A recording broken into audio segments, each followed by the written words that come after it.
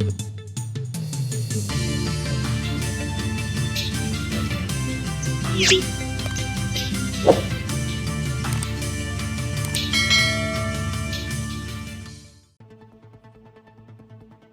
पोलिसांकडून गुन्हेगारांवर वचक बसवणारी कामगिरी केली जाते, तसेच नागरिकांच्या समस्या सोडवल्या जातात।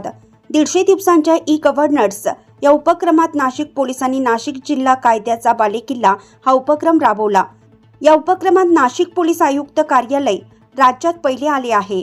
मुख्यमंत्री देवेंद्र फडणवीस यांच्या हस्ते मुंबई येथील सह्याद्री अतिथीगृहात पोलीस आयुक्त संदीप कर्णिक यांचा गौरव करण्यात आला। यावेळी माहिती व तंत्रज्ञान सांस्कृतिक कार्य मंत्री ॲडव्होकेट आशिष शेलार, मुख्य सचिव राजेश अग्रवाल, पोलीस महासंचालक सदानंद दाते आदी उपस्थित होते।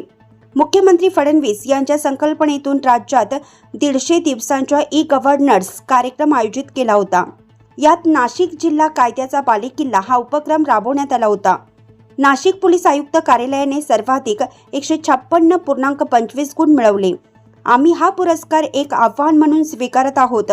या गतीला अधिक बळ देत पुढे जाण्यासाठी डिजिटल सुधारणा अधिक सखोल करण्यासाठी आणि नागरिक केंद्रित तंत्रज्ञान आधारित पोलिसिंगचा दर्जा सातत्याने उंचावण्यासाठी अजून खूप पल्ला गाठायचा आहे, असे पोलीस आयुक्त संदीप कर्णिक यांनी सांगितलं।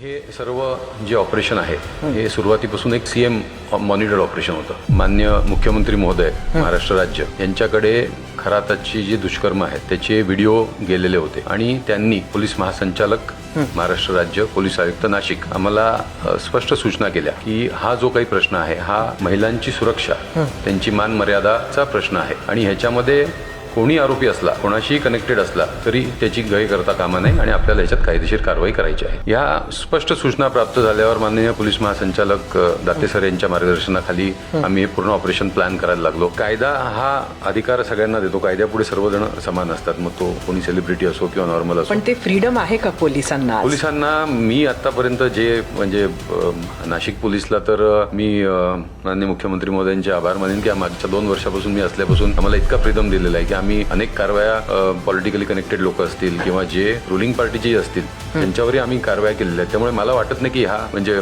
जी काही कणखर नेतृत्व माननीय गृहमंत्री आपल्याला देत आहे तर मला वाटत नाही की काही कुठल्याही प्राणी हा प्रश्न अतिशय त्यांच्या जिव्हाळ्याचा आहे। म्हणजे त्यांनी पहिला जे आम्हाला सांगितलं होतं की हा प्रश्न महिलांच्या सुरक्षिततेचा आणि त्यांचा मान मर्यादाचा आहे, त्यामुळे कोणाची गय करू नका।